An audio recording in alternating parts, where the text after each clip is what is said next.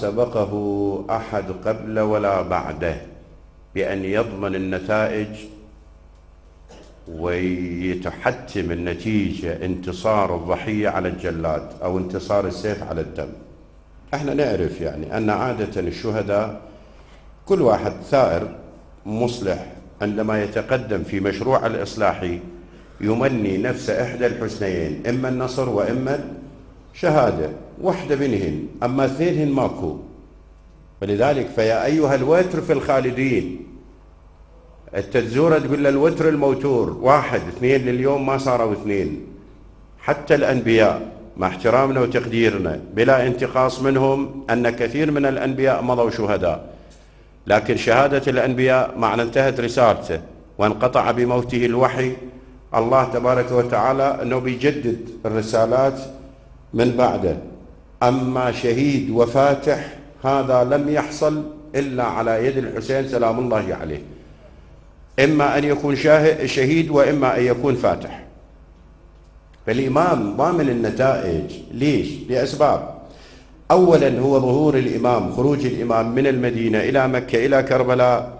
ترى بالمناسبة في مقدمة القول من نافلة القول أن الحسين سلام الله عليه لم يكن هو المخطط والمهندس لتلك الثورة، وإنما هو كان المنفذ، وإنما الثورة خططتها السماء وبلغها الوحي لرسول الله صلى الله عليه وآله وسلم. ولذلك تسمع أنه عندما ولد كان يقيم عليه السنة ودموعه تتحدر على خديه. تسأله أسماء بنت عميس: سيدي ما الخبر؟ لا أبكى الله عينيك. قال: إن هذا أخي جبرائيل يخبرني بأن ولدي هذا سيقتل في كربلاء في أرض الفرات من العراق، مظلوما شهيدا صابرا محتسبا. يعطيها فرد فكر عن المقتل، ولكن لا تخبروا فاطمة إنها حديثة عهد بولادته، لا تقولوا لها بهذا الوليد الجديد ومصيره. إذن المعركة خططت لها السماء، والنبي صلى الله عليه وآله وسلم هيأ المستلزمات، والحسين كان المنفذ. فمن طلع، ولذلك هو كان متوطن للنتائج. عبد الله بن الزبير من طلع من المدينة إلى مكة غير الطريق، ما مشى بالطريق العام. بينما سيد الشهداء الحسين قالوا له: لماذا لا تتنكب الجادة العظمى؟ قال: ولم؟ لا، أنا متوطن النفسي أن أواجه الدولة، لكن أراد أن المعركة تأخذ أبعاد أكبر، فراد لها مكان غير هذا. طلع إلى مكة، صار بمكة بموسم الحج دسوا عليه 30 من شياطين بني أمية بقيادة عمرو بن سعيد الأشدق، وأمره يزيد بقتل الحسين ولو كان معلقا بأستار الكعبة. وبعد ترى بالمناسبة ليش أقول لك تخطيط مسبق من السماء وتخطيط مسبق من التيار الآخر. أنا ذكرتها بالعراق في العشرة الأولى في رواية غاية في الخطورة، هواية تنبه الناس إلى أمور قد مو بذهنها. فرد يوم من الأيام واحد من كبار الصحابة كتب ليزيد يؤنبه على قتل الحسين، فكتب إليه يزيد، واللي سمع العشرة الأولى راح يعرف الشخصية ومنه. فقال له يزيد: نحن قتلناه، فإن كنا على حق فقاتلنا عن حقنا، وإن كنا على باطل فأبوك أول من سن هذا.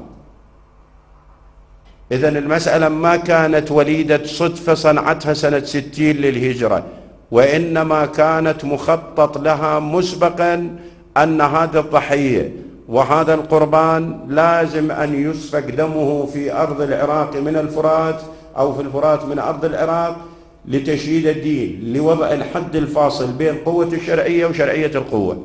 ليش؟ لأن الله تبارك وتعالى لو تيجي استعراضا لكل الشرائع السماوية، من تيجي إلى الشرائع السماوية تجد أن الله تبارك وتعالى استهدف من هذه البعثة للأنبياء هو أن يعطي للناس الحرية، يخلصهم من نير العبودية. متى استعبدتم الناس وقد ولدتهم أمهاتهم أحرارا. هذا شعار الإسلام: إن أكرمكم عند الله أتقاكم. ماكو سيد ومسود، ماكو قوي وضعيف، الناس سواسي كأسنان المشت. شنو اللي حصل؟ هسه ولا أعطيك خطتين طريقتين وانت اعرف الفاصل ما بينهن. صارت معركة الجمل، معركة الجمل كتب النصر لأمير المؤمنين سلام الله عليه. من انكتب النصر لأمير المؤمنين، وتعرف وضع النصر يخلق فرد حالة من الغرور، حالة من الطغيان بنفس الإنسان، يعني عندما يصير منتصر متمكن يراد لفد عقلية شوية تهدئه. فأمير المؤمنين سلام الله عليه مر على القتلى، قتلى الجمل، كان ضمنهم طلحة. بالمناسبة طلحة ما قتل جيش الإمام، قتل مروان، يعني كل مؤرخين يقول مروان قتله، لأنه كانت إلى دور في حصار بيت عثمان، وعلى هالأساس قال له أنا ما حصل فرصة أفطأ من هاي فرماه. ولذلك قالوا له أنت شو تستخدم النبلة هنا وهنا؟ قال أينما أصابت فتح. من مر علي أمير المؤمنين سلام الله عليه قال لهم قعدوه، هو رايح خالص قتيل، قال لهم قعدوه. التفت إليه يخاطبه قال أعزز علي يا أبا عبد الرحمن، يعني أنا يعز علي أن تموت بهذه العاقبة وبهذا الموقف، تمنيت لك نتيجة أفضل من هاي، تمنيت لك نتيجة. أنت شايف القلب الكبير يتسع حتى لأعدائه، أنت شايف القلب اللي ما يعرف الحقد يتسع حتى لخصومه اللي يقاتلوه قبل لحظة هو يقاتل علي بن أبي طالب ويؤلب الناس عليه. لكن النفس الكبيرة ربي اشرح لي صدري ويسر لي أمري واحلل عقدة من لساني يفقه قولي. قال لا أعزز علي يا أبا عبد الرحمن. شنو النبل اللي يعبر عنه علي بن أبي طالب بهالموقف؟ يقول له أنا تمنيت لك نتيجة غير هذه النتيجة. يجي واحد يسئل للإمام، مو رادوا يأخذوهم يأخذون السلب والغنائم والشيء، منعهم الإمام. قالوا سبحان الله، تعرف الناس تريد تفرهد، تريد تأخذ، تريد شيء، سبحان الله تحل لنا دماؤهم ولا تحل لنا أموالهم. الإمام ترى أحرجهم من موقف واحد، قال لهم منو مستعد بيكم يأخذ عائشة غنيمة؟ والنساء مو تأخذ غنائم، قال لهم إذا أنتم تأخذون أسارة من يقدر يأخذ عائشة؟ بما إلها موقع بنفوس المسلمين لقربها من النبي أو لزواجها من النبي. فبهذا الموقف ترددوا، قالوا له إذا ما نعبر عنهم، شنو دولة يعني؟ أعداء، منافقين، مشركين. قال أخوتنا بغوا علينا. شايف النبول العالي إلى هذا الحال، وموقف الأخوة ما طالع منه، يقول إنهم إخوتنا بغوا علينا. خلي هذه بذهنك. من حكم يزيد وبدأ حكمه باستهتار غير طبيعي، استهتار مو منطقي، يشرب الخمر في وضح النهار، يمارس الزنا في وضح النهار، يلاعب القرود في وضح النهار. كان شوية اللي قبله شوية أهدأ منه بين يعني، يقول له اتخذ من الليل ساترة، انت غطي أمورك ومكسراتك بالليل، هذا لا، أصبح مكشوف. عبد الله ابن حنظلة، أبو حنظلة يسموه غسيل الملائكة، هذا اللي تعرفون حادثته أن في معركة أحد اجت زوجته قالت يا رسول الله إن زوجي خرج إلى الحرب وهو جنب وأنا مستشهد الآن. قال لقد رأيت الملائكة تغسله في ساحة المعركة، فسموه غسيل الملائكة. ابن عبد الله راح إلى الشام، رجع قال لأهل المدينة إذا سكتنا على يزيد وظلم يزيد والموبقات اللي شفتها يمارسها يزيد، يفعل حتى بالمحارم، عمي أنا أخشى أن ترجم السماء بالحجارة، فأنا لو ما حد ينهض وياي بس أولادي أنا ما مستعد أسكت. وصارت معركة الحرة وسقطت الدولة الأموية، ووصل الحال هي يزيد جيش بقيادة مسرف ابن عقبة المري، ترى هو مسلم اسمه بس المؤرخين المنصفين يسموه مسرف لأنه ما يناسب الإسلام. دخل إلى المدينة، قتل 7,000 من أهلها، بضمنهم 700 صحابي. بس أنت متحاكم لك صحابي محاكمة تاريخية تكفر، هذا قتل 700 صحابي كلهم ممن سمع حديث رسول الله ووعاه. وصلت الدماء إلى قبر النبي، صارت كوارث بالنساء بحيث صارت ولادات بلا زواج، يعني التاريخ يروي لنا مشاهد مروعة من هاي. بعدين شاهدنا هنا محل الشاهد، جمع الناس أخذ منهم البيعة. شنو كانت البيعة؟ تبايعني على أنك عبد قن لأمير المؤمنين يزيد. يعني يبيع ويشري، بايعني على العبودية. أرجوك أكو فرق بين المعنيين لو ماكو؟ علي بن أبي طالب يقول إخوتنا بغوا علينا، وهذا يأخذ البيعة منا على أنه عبد قن لأمير المؤمنين يزيد. بهذه الصورة بهذه الفكرة تتجلى المواقف من أن الحسين صلوات الله وسلامه عليه لم يخرج لغاية إلا غاية تطبيق الحكومة الإسلامية، تطبيق شريعة السماء. هسه افترت بعض الإعلام الأموي حاولوا أن يضيقون دائرة الصراع، حاولوا أن يحصروها بإطار قبلي، حاولوا أن يحصروها بإطار إقليمي، تقاذفها المؤرخون من عدة جوانب، لكن كلها واهية. واحد من عندهم يقول الحسين طلع يطلب دولة، ولذلك خروجه ترتب عليه مفسدة، مثل ابن العربي. هذا ابن العربي يقول أن خروج الحسين كان يترتب عليه مفسدة، يطلب حكومة والمفروض ما يرغب بالحكومة، يدخل فيما دخل به الناس. وعلى هذا المنهج هسه ليش احنا مكمشين بابن العربي؟ إبراهيم ابن طلحة قتيل الجمل يقول للإمام السجاد بعد عودته إلى المدينة: من الغالب يا علي بن الحسين؟ أنتم طلعتوا صراع على دولة، سياهو اللي غلب ياهو اللي يحقق النتائج الإيجابية. يقول للإمام السجاد سلام الله عليه، قال له: إذا حضر وقت الصلاة أذن وأقم تعرف الغالب. ليش؟ واحنا المشكلة اكو حقائق في تاريخنا طمست بفعل ما يسمى بالتقية، ودير بالك ولا يزعلون ولا ما يرضون ولا ما إلى متى يعني؟ إذا حضر وقت الصلاة أذن وأقم تعرف الغالب. شنو الموضوع؟ ليش الإمام شو يريد يقول؟ شوف التخطيط وين كان. مطرف ابن المغيرة ابن شعبة يقول: رحنا للشام أنا وأبوي. كان أبوي نادم صديقه، يعني صديق أمير الشام حاكم الشام، يروح ويجي يمه. يوم من الأيام رجع منفعل، قلت له: أنت وين كنت؟ شو وضعك مو طبيعي؟ قال: أنا جئت من أخبث الناس. صفنت: وين راح؟ وراح لصاحبه يعني ماكو غيره. قلت له: أتقصد معاوية؟ قال: بلى. شلون يعني أخبث؟ هذا صديقنا احنا وياه خط واحد. قال: لا، أنا اليوم اكتشفت عنده أشياء غريبة. أنا اليوم دخلت إليه وفي معرض حديثي قلت له: لقد ذهب علي بن أبي طالب وخلى بقبره وانفرد بعمله، وكانت الظروف السياسية تتطلب منك هنا ظلم وهنا عطاء زايد وهنا شيء، أما الآن الله الله بالناس. يقول: التفت إلي قال: هبلتك الهبول، لقد حكم أخو تيم الخليفة الأول تيم، لقد حكم أخو تيم وأجهد نفسه بالعادل، والآن يمر المار ويقول أبو بكر بلا رتوش بلا شيء. وحكم أخو عدي وأجهد نفسه بالعدل، والآن يمر المار ويقول عمر.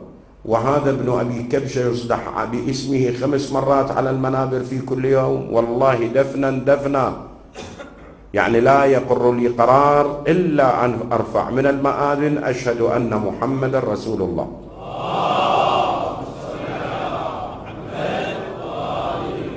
يرد علي الإمام علي بن الحسين لهذا الجواب، يقصد يقول له: إذا حضر وقت الصلاة أذن وأقم تعرف الغالب.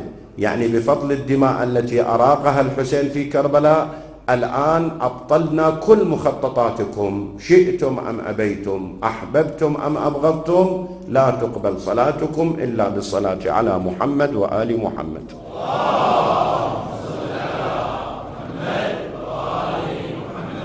فإجوا ورادوا يضيقوها بإطار ضيق، قالوا الحسين طلع يطلب دولة، يطلب سلطة. طيب تتحاكم ويا هذا القائل الحسين يطلب سلطة، ماذا يصنع بهذا المنصب؟ هل يزيد الحسين بعض الشرف؟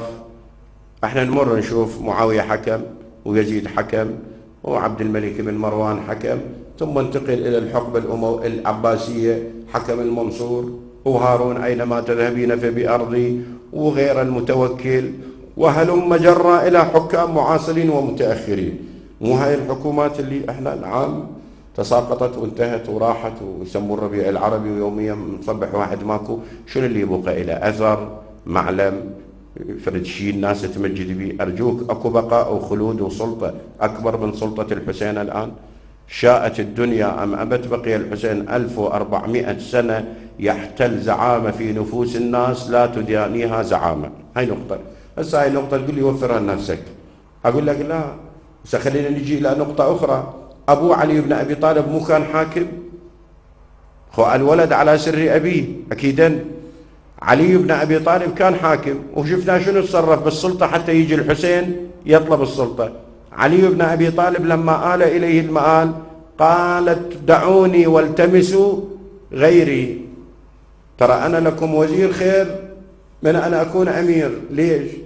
هو ترى مو جاي يقول أنا ما مؤهل للإمامة ولا يقول أنا مو مستحق، لكن يريد يقول ترى الخط الإلهي، الخط الإلهي اللي بذهني أنا أطبقه أنتم ما تطيقوه.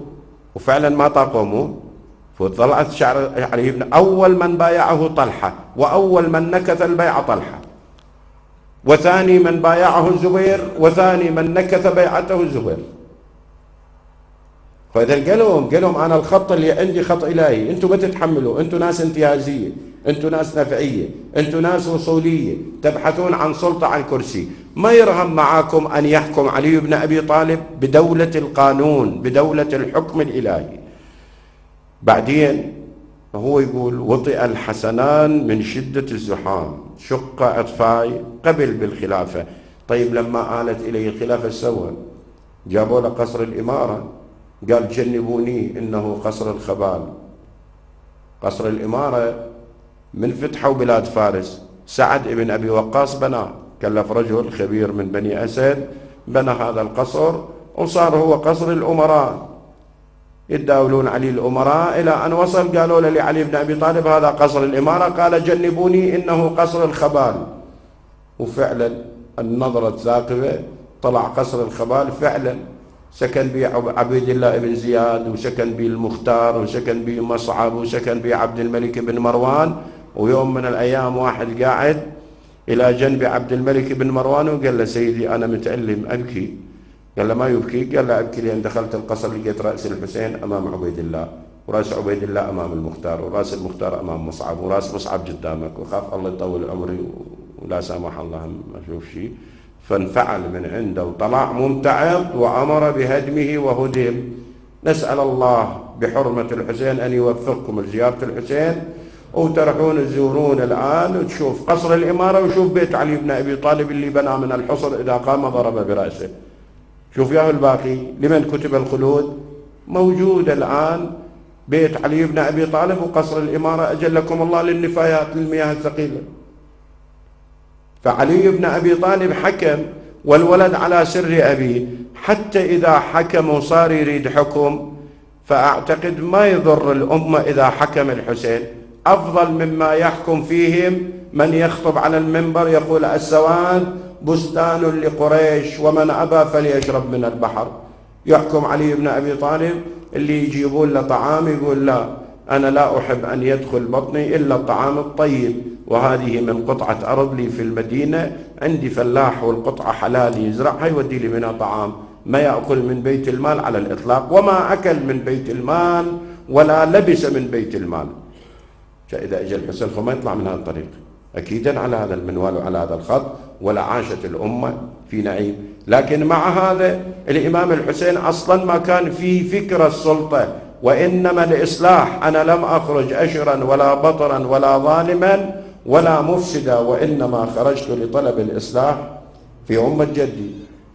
جاء واحد قال لا المسألة هي قبلية، مسألة ما بيها لا مبادئ ولا قيم، وإنما هاشم وأمية أصلا العلاقة ما بينهم مشوشة، والعلاقة اللي بينهم حتى ولدت توأمين، وكانت إبهام هاشم نابتة في جبهة أمية وفرق بينهما بالسيف وتشاءما بجريان الدم. وهذه الحادثة ترى حتى في زمن غير بعيد كانوا يتداولوها حتى بعض مجالسنا الشيعية، يعني ترى على اعتبار أنها سبب من أسباب إثارة حفيظة الدولة الأموية. تعرف هذا شنو سببها ومنشأها؟ هذه الحادثة منشأها حتى يثبتوا من خلالها أن بني أمية هم من قريش، بينما بني أمية خلاء الناس. بس ما أدري أنا، أكو بعض يمنعني الحياء من الدخول به. تعرف كل المؤرخين من يمرون بتاريخ بني أمية يقولون عنهم، يكتبون عنهم هالعبارة هاي، والله تابعها شوفها صدق إلها صحة ولا. إنهم بيت عهر وفجور. أصلا ما يحترمون موضوع الأنساب. وأنا جبت واحد إلى فرد عبارة كلش لطيفة من المؤرخين، يقول زياد لما ألحق بنسب أبي سفيان مع وجود أم سمية وأبو عبيد بالطائف وألحقوا، يقول العرب كانوا يستحون من تلوث الأنساب. ليش بني أمية ألحقوا؟ يقول ألحقوا بصلافة وأمام الناس لأن النجس لا يتنجس. حلو، يعني هو الأسرة أصلا نجسة، فنجس ما يتنجس ولذلك أخذه. فأمية هو غلام لعبد شمس وليست ابن عبد شمس، غلام رومي. واللي يقول علي بن أبي طالب يقول له لمعاوية ليس الصريح كاللصيق، يعني أنت لصيق بقريش وتمشت، بس دخلوا هذه الرواية. ترى أكو روايات كثيرة احنا من نقرأها أحيانا نهضمها نسولفها على اعتبارها بيها فرد شيء ماخذ، لكن هي تثبت فرد موضوع معين. يعني شوف انت من تسمع في يوم من الايام روايه قرر المسلمون على قتل علي بن ابي طالب عند صلاه الجماعه، وكان المنفذ فلان وجلس الى جنب علي، وموجوده مع الاسف يعني حتى في كتبنا، وجلس فلان الى جنب علي لينفذ القتل عند التسليم عندما يسلم الخليفه الاول، ولكنه بدل ان يقول السلام عليكم قال لا تفعل يا فلان. تعرف هاي الرواية مصدرها ومنشأها منين؟ منشأها ليثبتوا أن عليا صلى بينما علي لم يصلي لم يصلي مأموما بأحد منذ أن فارق رسول الله صلى الله عليه وآله وسلم الدنيا. بس يرسمها لك بهالصورة حتى تقبلها، وبالنتيجة يقول لك علي ما انقتل لكن صلى خلف فلان بينما هو لم يصلي. أكو روايات من هذا القبيل، ومنها هذه الرواية أن القتال بينهما بين قريش بين هاشم وأمية لأنهما ولدا توأمين، والحال لم يحصل أبدا. ولذلك الإمام الصادق سلام الله عليه إذا تتذكرون واحد أمامه كان ينعى الحسين عند فرد نعي ويقرأ قصيدة، قال وإن قتيل الطف من آل هاشم أدل رقابا من قريش فذلتي. الإمام الصادق قال لا، هذه العبارة مالتك كنت بدل. قال له ليش؟ قال له قل وإن قتيل الطف من آل هاشم أذل رقاب المسلمين فذلتي. لا تأطروها بإطار قبلي، وكأنما المسألة معركة بين قريش هاشم وأمية وأسرتين ومتناحرنا، لا مو هالشكل. قلنا لا إله إلا الله وقالوا أعلو هبل أذل رقاب المسلمين فذلتي. جاء واحد آخر عطرها بإطار أقصر من هذا، قال مسألة الطف كلها تتبلور بقضية أرينب. وأعتقد سامعية هذه الفكرة أكثر من مرة، أن هناك امرأة لعبد الله بن سلام وخطبها يزيد وطلقها من زوجها وحفظها الحسين، والحسين يجي يقدم ضحايا تلو الضحايا ويقدم قرابين تلو القرابين من أجل المرأة أن يعيدها من أجل هذا السبب التافه. الحسين هو ترجم وضعه، أنا لم أخرج أشرا ولا بطرا ولا ظالما ولا مفسدا، وإنما لطلب الإصلاح في أمة جدي، أريد أن آمر بالمعروف وأنهى عن المنكر، فمن قبلني بقبول الحق فالله أولى بالحق، ومن رد علي أصبر حتى يحكم الله وهو خير الحاكمين. يعني برنامج الإلهي اللي اجوا به الأنبياء بالأمر بالمعروف والنهي عن المنكر، أنا مسؤول عن تطبيقه بهذه الطريقة بهذه الصيغة. ولذلك تشوف أنت لو كان الحسين عنده هدف دنيوي لاندثرت ثورته سلام الله عليه، بينما أصبحت رحما ولودا فجر طاقات الناس وثوروه، هذا اللي استهدفه. من لحق بنا منكم استشهد ومن تخلف لم يبلغ الفتح. الشهيد الفاتح. أنا راح أموت بس دمي ما راح يموت، عقيدتي ما راح تموت، مبادئي ما راح تموت، راح أبقى، وستتلاحق الثورات من بعدي، وكل ثورة راح يصير شعارها يا لثارات الحسين. وتلاحقت فعلا الثورات. معركة الحرة بدأت بعد الحسين سلام الله عليه. التوابين هواية اكو ناس مع الأسف يعني هواية يروق لهم الإساءة لهذا المذهب. من يمر بثورة التوابين يقول التوابين هذول هم اللي نكثوا بيعة الحسين، وبعد ما استشهد تندموا راحوا إلى قبر الحسين وأعلنوا توبتهم وقاتلوا الجيش الأموي إلى أن استؤصلوا وقتلوا. لا يا سيدي، ومنو قائد ثورة التوابين؟ مو سليمان بن صلد الخزاعي؟ ترى كان محبوس. ترى أخاف واحد يتصور كما يسمع من الآخرين أن الحسين اللي قتلوه شيعته استدرجوه وقتلوه. لا وحقك، ما كانت أولا الكوفة منقطعة لعلي بن أبي طالب بالتشيع، هذا أولا. وأنتم تدرون هاي مسألة صلاة التراويح من صاحة وسنة عمراء في مسجد الكوفة وبحكم علي بن أبي طالب، ويناديهم الإمام لا نافلة بجماعة صاحة وسنة عمراء. إذن هذا دليل على أن الكوفة كان ميلها الأغلب ليس لعلي بن أبي طالب. هذه نقطة. النقطة الثانية أن أصحاب الحسين اللي هم شيعة علي بن أبي طالب كانوا ما بين محبوس وبين مشرد. ليش؟ أولا المحبوسين ليش ما نصروا مسلم بن عقيل؟ خلي يقول واحد. مسلم بن عقيل ترى ما كانت ساعة الصفر هي المقررة إلى يوم 8 ذي الحجة، وإنما اعتقال هاني بن عروة أدى إلى تعجل الثورة، والناس متفق معاها على وقت وساعة صفر محددة لم يحن وقتها بعد، فكانت بعيدة، اتصالات ماكو. وعندما يقال الكوفة ترى سابقا يعني العراق هو الكوفة، يعني الكوفة مو الكوفة هاي المنطقة القضائية الموجودة الآن بالعراق، وإنما الكوفة لأطراف السماء وتصل، الكوفة للحلة تصل إلى بابل. الكوفة كانت بها الساعة، أكو ساعة صفر متفق عليها مع مسلم بن عقيل، اضطر للتعجيل. ماكو خبر عند حبيب بن مظاهر الأسدي، ماكو خبر لمسلم بن عوسجة. لما استشهد مسلم واستشهد هاني بن عروة كان أغلب الشيعة صارت حملة من القمع والترصد والاعتقال بلا حدود. المختار كان محبوس، سليمان بن صرد الخزاعي كان محبوس، ميثم بن يحيى التمار كان محبوس. ولذلك ميثم التمار ترى من الحواري، من حواري علي بن أبي طالب سلام الله عليه، كان يقول للمختار أنا سأقتل وأما أنت فيطلق سراحك وستطأ وجه هذا الفاسق بنعلك، على عبيد الله بن زياد. يظهر ماخذ فكرة من الإمام علي بن أبي طالب. وفعلا ميثم بن يحيى التمار 22 ذي الحجة، يعني قبل استشهاد الإمام الحسين سلام الله عليه تقريبا ب 18 يوم، أعدم كما خبره علي بن أبي طالب، تقطع يداك ورجلاك والجم وتصلب وأنت عاشر عشرة، أقصرهم خشبة وأقربهم إلى المطهرة، وفي اليوم الثالث يبقر بطنك بحربة فيبتدر منخرك دم فتموت.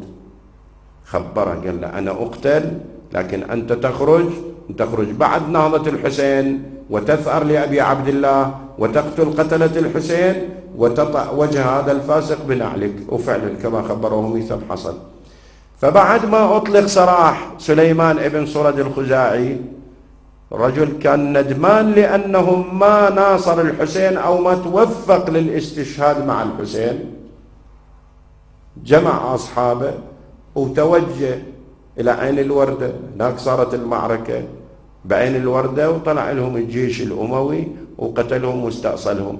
إذا مسألة التوابين مو يعني أنهم خذلوا الحسين وبعدين شعروا بالندم وشعروا بالخيبة وشعروا بالفشل كما يصورهم البعض، وإنما الحسين سلام الله عليه صدرت أوامر قتله من المدينة من الشام قبل أن يخرج من المدينة. مؤرخين يقولون كتب رسالة إلى الوليد بن عتبة، الله فشله، وعتبة بن أبي سفيان. عتبة بن أبي سفيان فرد يوم شتم الإمام الحسن سلام الله عليه في مجلس، وتوعد، شتم الإمام علي يعني، وتوعد الإمام الحسن بالقتل. فالتفت إليه الإمام الحسن، إلى كلمة كلش راقية بس هي المشكلة بنتنبش بك دفاعا وين ناس تزعل منه. قال له وما ضر عليا لو سببته، يعني سبابك ما راح يضر علي بن أبي طالب. وأما وعيدك إياي بالقتل فهلا قتلت اللحياني عندما وجدته على فراشك. حجي خرباني يعني، مو هذا اللي يأسف الناس أنه يكون قتلة الحسين بهالمستوى من الضحايا.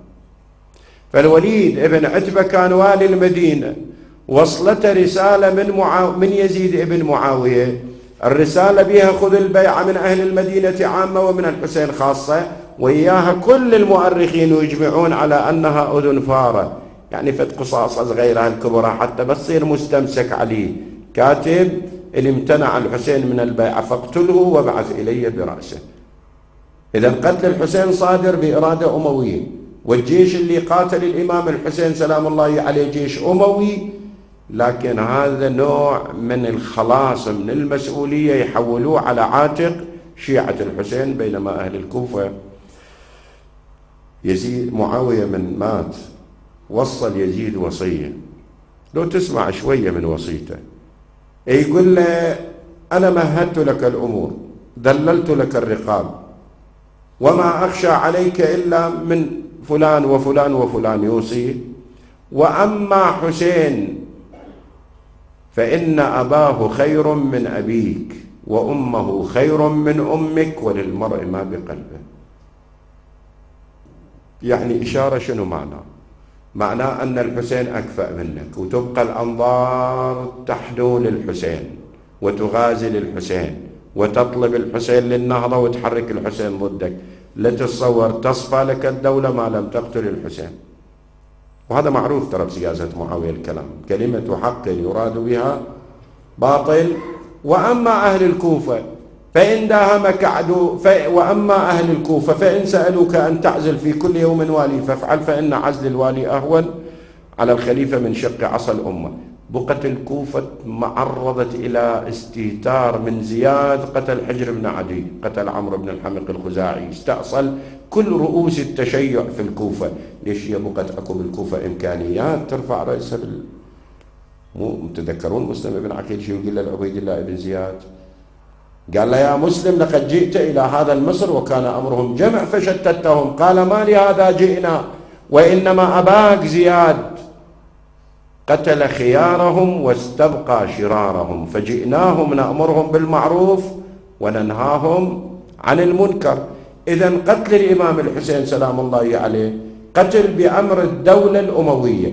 بس اللي يريد يقول الإمام من لحق بنا منكم استشهد ومن تخلف لم يبلغ الفتح، يريد يقول ترى أنت كما قال شاعر أهل البيت الأديب ظنوا بأن قتل الحسين يزيدهم لكنما قتل الحسين يزيدها. الحسين نعم القتل، والحسين قدم تضحيات كثيرة، لكن النتيجة الغلبة لمن؟ الغلبة لأبي عبد الله الحسين. فلو كانت دنيوية، لو كانت المعركة قبلية، لو كانت المعركة بسبب أرينب كما يزعمون، لما تحققت الانتصارات اللاحقة فيما بعد الثورة لأبي عبد الله الحسين، لأن من الثوابت العقائدية أن ما كان لله ينمو، فلا بد أن الدماء التي أريقت في الطف من أجل العقيدة يجب أن تخلد ويجب أن يتجذر هذا الدم. بقي الحسين بعد استشهاد الإمام الحسين صلوات الله وسلامه عليه بدأت المحاولات الشريرة لخنق الثورة. يعني تصور الإمام الباقر عليه السلام يقول مر علينا ظرف، يوصف الظرف اللي مر، يقال للرجل يا كافر خير من أن يقال له يا ترابي. نفس الحال، شنو الفرق يعني؟ نفس الشيء مو؟ بس نفس الشيء. أنت أماكو مرات تدخل في بلد إذا تجي لك الموظف الدائر شيء يتعامل مع البوذي طبيعي، بوذي لابس الخاتم هنا بالسبابة ومبين يعني رجل ديانته ما شلون يتعامل وياه طبيعي. بس لا يعرفك شيء. يا علي سيأتي على أمتي زمان يعيرون زوار قبوركم كما تعير الزانية بزناها. شو المطلوب؟ فالمهم هذا الموقف اللي مر هذا ويخنقون به الثورة، يقال للرجل يا كافر خير من أن يقال له يا ترابي. واحد يدخل فرد يوم من الأيام على عمر بن عبد العزيز قال له سيدي أنا مولى لرجل من بني هاشم وما عندي عطاء في ديوان القوم، أريد لي فرد شيء، فرد حاجة أدفع بها عن نفسي. قال له: مولى من أنت؟ قال له: تلجلج الرجل. قال: ويحك أسألك وتكتمني. قال: يا أمير أنا أخشاك، أخاف من أقول لك أنا علما أشتغل، أنا مولى لعلي بن أبي طالب. والتفت لعمر بن عبد العزيز قال: سبحان الله، أنت مولى لعلي وتخشى؟ أنا مولى لعلي. هذا الرجل منصف، نسميه احنا الرجل الطيب، علماءنا يسموه. قال له: أنا مولى لعلي، والله لقد حدثني سعيد بن المسيب عن رسول الله صلى الله عليه وآله وسلم: يا علي أنت مني بمنزلة هارون من موسى، إلا أنه لا نبي بعدي. ليش؟ لأنه كان اللي يوالي علي بن أبي طالب ما إلى عطاء، تهدم داره، لا تقبل له شهادة، لا يوجد له اسم في الديوان، وحاصروا وضيقوا فكر الحسين. لكن النتيجة شنو؟ الشيخ القرشي رحمة الله عليه بحياة الإمام موسى بن جعفر سلام الله عليه يقول: كانت رواية عن النبي صلى الله عليه وآله وسلم متداولة عند الناس: لعن الله قاطع السدرة. ما حد يعرف شنو قاطع السدرة، ما كانوا يعرفون تفسيرها. ليش؟ شنو السدرة تقطع؟ إلى أن وصل الحكم إلى هارون العباسي. كانت هناك سدرة على قبر الحسين سلام الله عليه يستدل بها الزوار، فأصدر أوامر هارون بقلع السدرة حتى تظل الزوار عن قبر الحسين، ما يهتدون إلى القبر الشريف. فعلمنا أن لعن الله قاطع السدرة هو هارون العباسي. واستمر العداء وهدموا القبر وشيء. وين الآن؟ 550 سنة هارون حكم. يعني مو هارون اللي هو الدولة العباسية، فكر هارون حكم 550 عام، 5 قرون ونص. روح لبغداد تشوف أثر، روح للشام تلقي أثر لبني أمية. لكن شفتوا أنتم قبل أيام من نزل بالطائرة أجزاء من ضريح الحسين؟ شفتوا يمكن أو ما لاحظتوا؟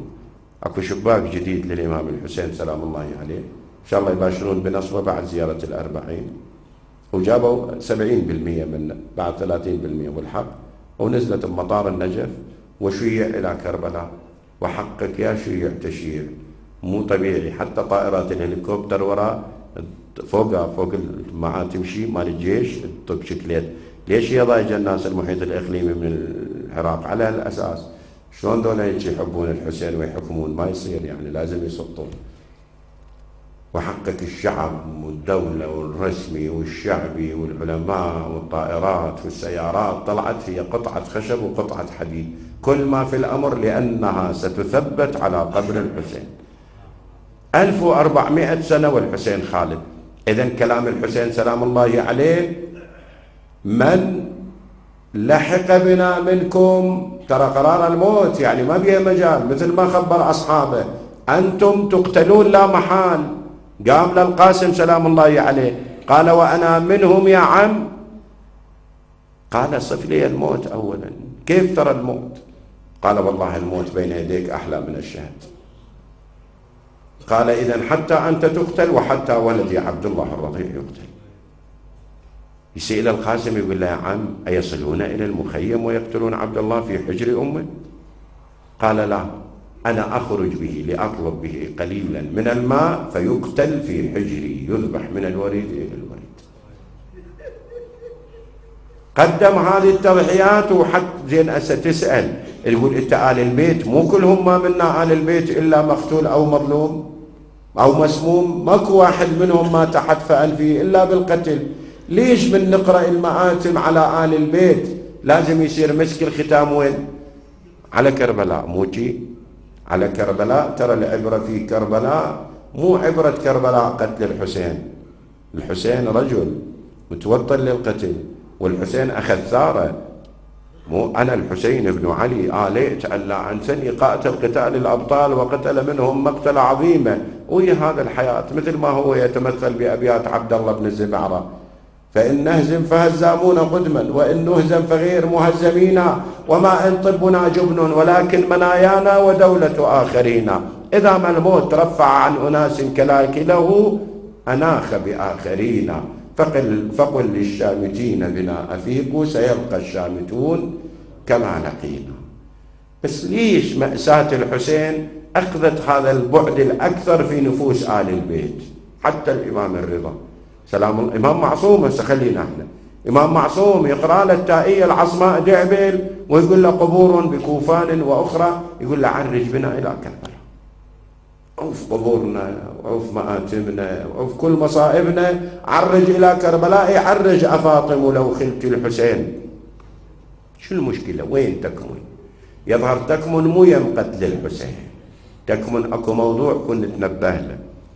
الموضوع كله يظهر يدور مدار زينب سلام الله عليه، يدور مدار زينب.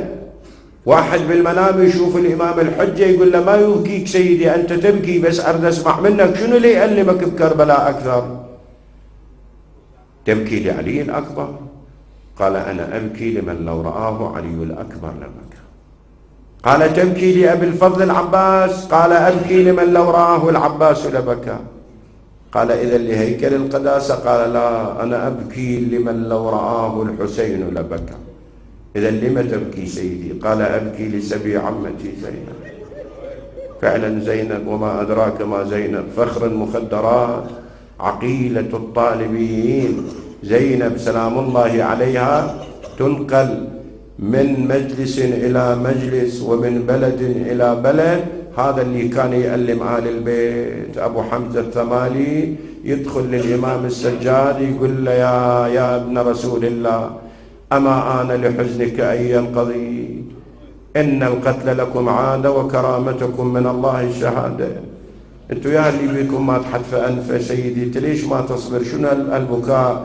قال شكر الله سعيك يا أبا حمزة، إن القتل لنا عادة وكرامتنا من الله الشهادة، ولكن هل سمعت أذنك أم هل رأت عينك أن علوية سبيت لنا قبل يوم عاشوراء؟ والله يا أبا حمزة ما وقعت عيني على أخواتي وعماتي إلا وذكرت فرارهن من خيمة إلى خيمة ومن خباء إلى خباء. يظهر كل الموضوع هو يدور مدار الحوراء زينب. وأنا حسب ما نسمع المسموعات الكثيرة من كبار الخطباء رحم الله الماضين منهم، يقولون حتى الإمام علي بن أبي طالب فرد يوم لأحد الخطباء يقول له شيخ محمد علي اليعقوبي بالمنام، يقول له أريد مأتم تقرأ لي في الصحن الشريف. يقول جيت وقرأت المأتم شيخ محمد علي، وقرأت مأتم والمنبر محطوط يم المأذنة يم قبر الشيخ الأردبيلي والحضور، وصرت أعرج بالقريز يم الحوراء زينب. أجهش المجلس بالبكاء. الإمام يقول قاطع المجلس وطلع. قلت أكيد أنا غلطت أو أسأت بعبارة برواية. بعد ما أنهيت مجلسي صرت أبحث عنه بأروقة الحضرة الشريفة، وإذا به دموع تتحدر على خديه. قلت له سيدي يا أمير المؤمنين أنا غلطت بشيء، أنا سويت شيء. قال جزاك الله ألف خير، أنت أحسنت وأجدت، لكن أنت هو أجرحتني. ليش ما خلصت مجلسك على الحسين؟ ليش ما خلصت على العباس؟ ليش ما قريت على علي الأكبر؟ أنا يحز علي، يحز في نفسي أن أسمع زينب تستر الوجه بالكفين في مجلسي الكوفة والشام. هذا اللي يأذيني، هذا اللي يجرحني. أنا زينب فخر المخدرات، عقيلة الطالبيين. وفعلا هذا مدار البحث كل يم الحوراء زينب. وأصعب موقف عليها هو موقف الشام، عندما دخلت إلى ذلك المجلس ووجدته يغص بالأعداء والخصوم والمبغضين لعلي. وانت تدري الشماتة تألم. زينب أخذت تتلفت يمينا وشمالا، لا من الحماة حمي ولا من الولاة ولي. لازم هي تدافع، لازم هي تتصدى. وضع الرأس الشريف بين يدي يزيد لعنة الله عليه. أخذ قضيبا من خيزران يضرب ثنايا أبي عبد الله الحسين، تقول له يا حسين يا حسين رأسك حين شفته، يا حسين راسك حين شفته، خويا تلعب عصا يزيد على شفته. أنا ذاك الوقت وجهي لطمته، وصديت له بحرقه وندته. إن شليت يمينك يا ضربت خويا لما سمعني النذل شتمني وتعدت لشتمت. تكلمت تصدت لتلك الدولة الهاوية الخاوية بمنتهى المنطق، بمنطق علي بن أبي طالب، بحيث أخرست المجلس. المؤرخين يقولون هند زوجة يزيد قالت لجاريتها ويحك من هذه المتكلمة التي أخرست المجلس؟ هذه دولة خلافة ويطبوها سبايا هواية بن ترك وديلم، لكن المجلس بي لغط بي كلام. هذه المرأة سكتت الناس، هدأت الأجراس وارتدت الأنفاس. قالت سيدتي يقولون إنها زينب ابنة علي. شنو ردهن؟ يقول المؤرخ لطمتها على فمها قالت فضل الله فاكي أتعرفين من زينب؟ من يقدر يجيب زينب يدخلها هنا ويجيبها أسبية؟ زينب ابنة علي، هذه زينب ومن قبل كانت بفنا دارها تحط الرحال. بس قلها يا هند رحم الله سيد حيدر الحلي، ضرب الدهر ضربت وجاءت زينب ووقفت مشى الدهر يوم الطف أعمى ولم يدع عمادا لها إلا وفيه تعذر. سيدتي يقولون هالشكل.